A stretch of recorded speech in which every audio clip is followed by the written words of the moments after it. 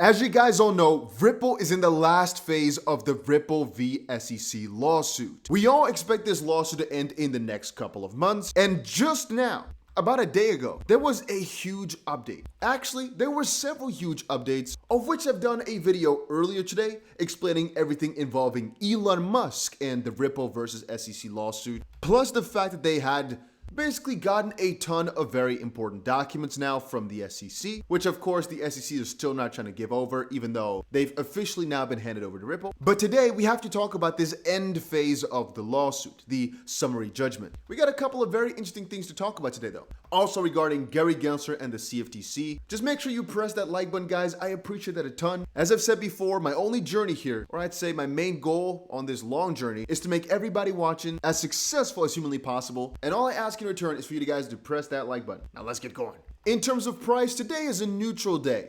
XRP is doing a little bit better than Bitcoin, Ether, and the rest. But honestly, at a plus 2.6%, we could say that maybe the lawsuit had some effect, but not the craziest, because it's surely and certainly better than the majority of the market. But there are also coins like Ethereum Classic, which are outperforming it like crazy. And at the top 100, it's actually on the 6th place, which is ironic because XRP is also 6th place in the normal ranking.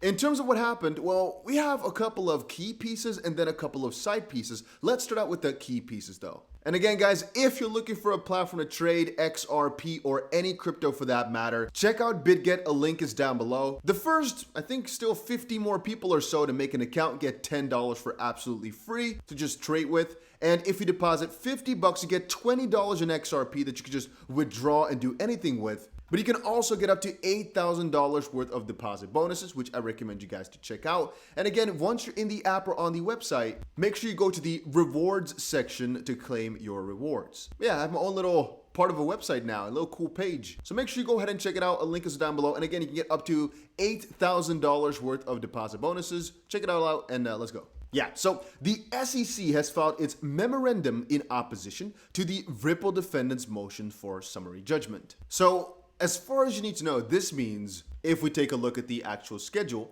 we had the motions for summary judgment. Right now, we get ourselves these responses, which are initial responses, which actually were completely hidden at first. You can see here on the 18th, they were filed completely hidden. On the 20th, Ripple and the SEC met up to say, hey, this or that can be made public about these responses. And on, or I guess I should say, between the 20th and 24th, the official response is made public for everybody to read and see, which is again a response to the initial summary judgment motions, which are just the most integral parts of the end phase of the lawsuit. And I quickly confirmed everywhere on the internet for about 15 minutes to read if I understood summary judgment completely. But as far as I understand, it's basically Ripple and the SEC pleading their side of the story without a trial, but where the judge is basically going to make her decision after hearing everybody out, where it's a initial throw up, so to speak. You just throw up everything that you think. The other party responds, and you basically respond to each other's version of events. And then there's an afterwards, I guess, a reply to that rebuttal, which might sound kind of confusing, but that's basically what we're going to be getting ourselves next month. So again, as far as I understand, since they filed this on October 21st, that's about one day after Ripple and the SEC came together to discuss what should be hidden. And people were not really happy with the SEC's response from a SEC supporter perspective. They didn't do a really good job at hunting down Ripple or presenting arguments or responding to Ripple's arguments, so to speak. The SEC fails to adequately address the post-loss obligation argument as raised by Ripple. Again, because Ripple put up their side of events, basically, and the SEC had to respond to it now. I kept waiting for a slew of cases in which appellate courts have found no obligations necessary and nothing. Game-changing argument by Ripple. I mean, correct me if I'm wrong, but the only case it cited on point was the Kick Interactive case, which is 1, not binding precedent, and 2, a case in which the issue was not even raised. So again, the SEC is basically trying to back up their point with a specific case, which doesn't really work. I feel like I'm missing something, and the SEC keeps talking about written contracts, but he doesn't understand why. You can see Eleanor Tourette also saying Ripple filed their opposition to the SEC's motion for summary judgment. And Jeremy said, I just read Ripple's response brief, which, surprise, was filed just tonight. A lot to unpack. And remember, the case, Revec versus SEC Realty Corp, no relation.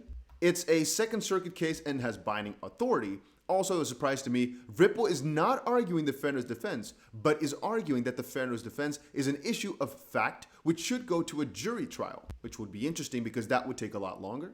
Just so much interesting stuff going on here. Where you at, SEC? Let's see yours. And again, when that came out, people were not that excited about their defense because it was kind of wacky. There's also Sherry who said, okay, there's a lot in here and I'm going to just be jumping around a little bit.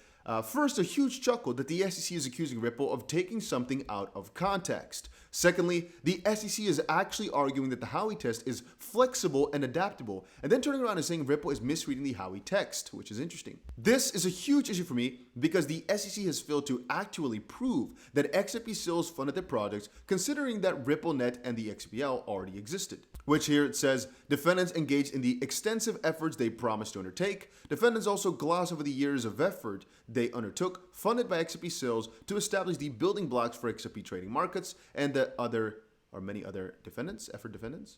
I'm sorry, but the SEC has to actually prove this. Last time I checked, my investment has not been tied to the fortunes of Ripple. You can kind of read it in here if you want to dive in further. I'm just giving a quick little glossary. The value of XRP has been controlled by the market movement, which this is actually a truer part than many people believe. Ripple really does not have that much effect on the XRP price, even if they were to sell major amounts of XRP. They don't manipulate the price as much as you probably would think percentage-wise. Here's a wild thought. Maybe the defendants couldn't limit XRP because, well, it's decentralized currency. And because the SEC tried to make an argument that no purchaser of XRP was ever limited to buying only a certain amount of XRP that they needed. And that's obviously because, well, they can buy as much as they want and nobody can stop them. That's just logical. And then she also said, you mean to tell me the law that you just said was flexible and adaptable, or the law that determines the public statements can be viewed as public opinions? It's just so confusing. And that was that for the response to the summary judgments. Let's just quickly leave it at that. SEC pretty weak. Ripple, as we said before, pretty strong. And actually, Ripple got themselves a little bit of extra support in the Ripple v SEC case with this. Spend the Bits has filed its application to file an amicus brief. The application letter and proposed brief are below. So yeah, Spend the Bits Inc. is literally coming in hot. And he's basically said, hey, what I want to file here is not cumulative, and the perspective is easily distinguishable from other friends of the court like Tabjets or iRemit. Spend the Bits is a private company that created and built an application designed to use XRP in the XP ledger without Ripple's knowledge or consent to transfer Bitcoin. So that is, again, another good part because these guys are or I should say on the side of Ripple and the XRP community and the XRP, whatever, so it's good. This is just another friend of the court, another entity coming in and saying, hey, SEC, what you're doing is wrong. And again, I want to remind you, I don't think the SEC is necessarily a bad entity. I just think they're doing a bad job. At the end of the day, all we want is for crypto adoption to keep growing. And it seems like the SEC, all they want is just for crypto adoption to cease, for it to deteriorate, for it to go worse. Again, you can't really stop it though. More big companies are going to get in, like we've seen with Google, like we've seen with BlackRock. You can't stop this innovation. You can only try, which they sure as hell are trying. XP Ledger itself is also increasingly popular, right? We got ourselves the NFT feature coming up in about a week from now. And actually, fun fact, the SEC is getting some juicy investigations. Well, mostly regarding Gary Gensler. It's actually finally taken place. Take a look at this. This came from a couple of days ago, but I did not mention it in a video just quite yet. Inspector General's report on Gary Gensler's tenure at the SEC confirms the reporting we've done at Fox Business that uncovered significant turnover in senior ranks of the commission. Story developing. And if you want to see the exact thing, which Fred Rispoli also asked, you can find it on a couple of different places, but Bill Huizenga said, when Financial Committee Republicans return to the majority, we will conduct vigorous oversight over an agency that currently has none. To view the IG's full report, click right there regarding the SEC, because as Rep. Bill Huizenga said, it's been about 380 days since Gary Gensler appeared before the House Financial Services Committee. A recently released SEC IG report found the agency sometimes relied on staff with little or no experience in rulemaking due to its aggressive agenda and increased attrition. So they're getting some juicy investigation, and I appreciate that. And to that extent, again, we know these entities want to go for aggressive policy because this technology is new. And if they don't handle it properly, it can hurt a lot of people. And I've stated before, I appreciate that and I like that. I'm a big fan of that. But I am more a fan of doing that the proper way, which is find out exactly what should and shouldn't be allowed, and then stick hard to that. But don't go saying, there were rules set in place about 70 years ago. Let's just use those as we don't want to think of any better way to handle this. If the CFTC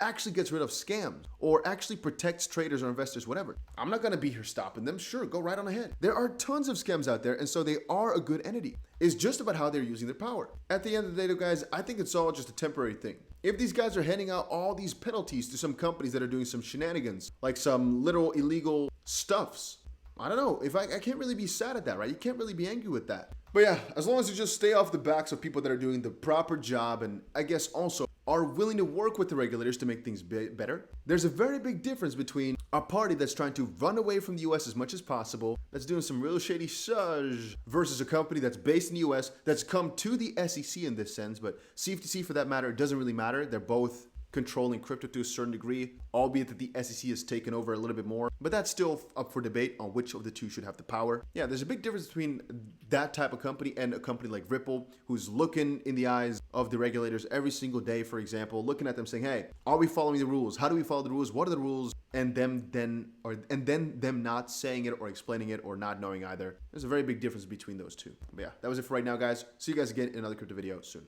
Make sure you press the like button, by the way, and subscribe to the channel if you want. And yeah, that was it. See ya.